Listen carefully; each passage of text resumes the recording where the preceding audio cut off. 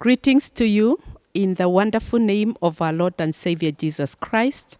It gives me great pleasure to connect with you online and to tell you that as the pastors, we are missing you and we are praying for you, and we trust that the Lord is coming through for you even in your individual needs.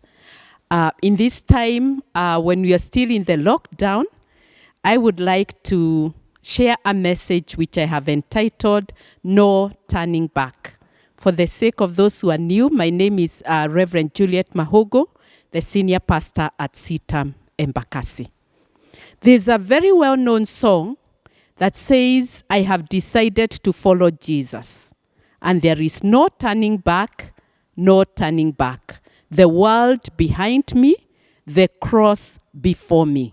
It goes on to say, though none go with me, still I will follow. No turning back, no turning back. In a wilderness experience, because in my understanding, this is like a wilderness experience. It's like a desert experience for many of us. I want us to observe some of the ways in which the children of Israel responded and learn from their example. One of the things they were very good at, embarrassingly, is murmuring and complaining. As somebody said, the desert is actually fertile ground for complaint. In Exodus 32, for example, they were faced with the challenge of waiting. And their patience was tested to the core. And they said, this fellow Moses, they even began to refer to him as a fellow. This fellow Moses has been gone far too long. And in my own words, they began to wonder, do we just sit here and wait? Come on, let's do something. Let's get busy. Let's entertain ourselves. And the Bible says they rose early to sacrifice to a false god. Then they sat down to eat and drink and got up to indulge in revelry. And revelry, in other words, is a wild party. If we are not careful, we can be caught in murmuring and complaining, and we can get busy doing things that are unworthy, like the children of Israel did.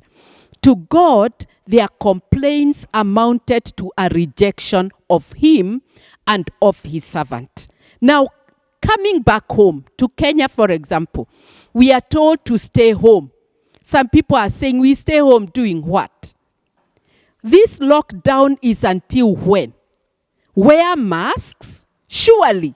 As somebody said, won't we look like insects? And then on top of that, they add a curfew, 5 a.m. to 7 p.m. How? As if that was not enough, they say there's restricted movement between counties. How do they think we will survive? If we stay home, what shall we eat? What shall we pay for rent? Because the landlord needs his money or her money. How do we keep the children indoors for so long? You know, there are so many things we could grumble and complain about. And may we learn from the example of the Israelites that murmuring and complaining is a very fertile ground for rebellion. The second thing they said, or they considered, is turning back. Now, I entitled this message, No Turning Back. Now, turning back means let's go back. Let's go back to the normal. Let's go back to what we had before. And I know many of us are grappling with the idea of after Corona what? How will life be after Corona? There's a temptation to give up, even on the salvation journey, or on a project, or even on a marriage. When you are in a wilderness, the temptation to turn back is real. It's possible for a wife to go back to her parents or to rent her own space. It's also likely for a husband to go back to his parents or to put up with friends. And we can easily reach a place where we are giving it up, where we consider that we've run out of options and we're asking questions like, what else? What is the point? We have reached the end of the rope, and even in some situations, people have considered suicide. Life in the wilderness in the desert is tough. If we consider a physical desert, there's a scorching sun, the hot sand, there's thirst, there are scorpions, there are snakes. It's a vast emptiness. You do not seem to make any progress. As somebody said, the desert is an undesired transition. It can really be a real vexation to the spirit for anyone, even the best of believers. And so turning back can look very attractive. The children of Israel began to think about the fish they ate, the cucumbers, the melons, the leeks, the garlic. Now, I love onions, don't get me wrong. They were thinking about the flavor, the aroma, the texture, but mostly the variety of the food they ate. They even thought about graves. Can you imagine? They said in Egypt there were graves, but here in this wilderness, if we die, where shall we be buried? And as I want to encourage us to know that the wilderness is actually not a destination.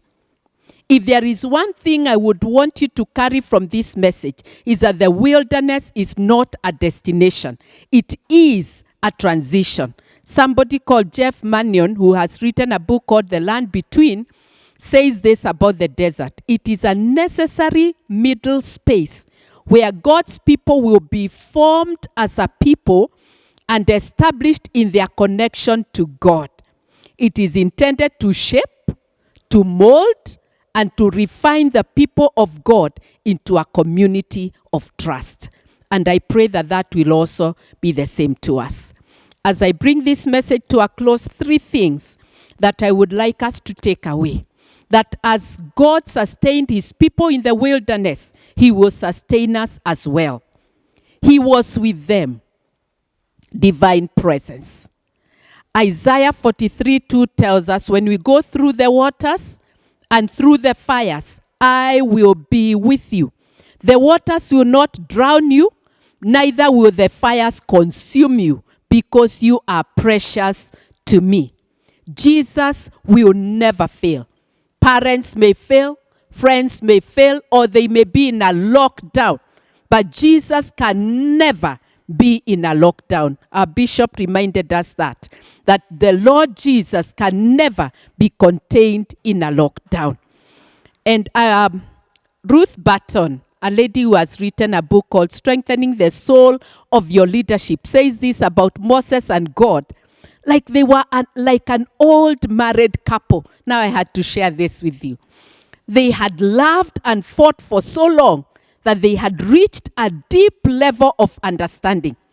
They had been through so much together that now it was enough to just sit and rock on the front porch of life, each one content just to know that the other is there. That was all it took to make life good. In her words, for Moses, the presence of God was the promised land. I liked that. The second thing God did is that he fed his people in the wilderness. He gave them water from the rock and manna from heaven.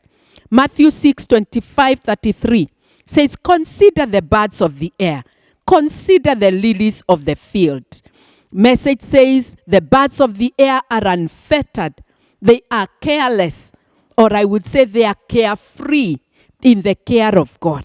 And you count far more to him than birds. Then it goes on to say, walk out into the fields and look at the wild flowers. They never primp or shop. But have you ever seen color and design quite like it?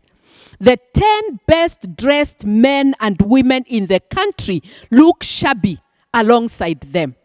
If God gives such attention to the appearance of wild flowers, most of which are never seen, don't you think he will attend to you?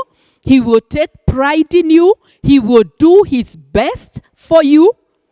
David in Psalm 37:25-26, I was young and I am now old, yet I have never seen the righteous forsaken, nor their children begging bread. They are always generous and they lend freely. Their children will be blessed. And thirdly, God preserved them. Deuteronomy 8 and verse 4 says, your feet did not swell, your clothes did not wear out during these 40 years.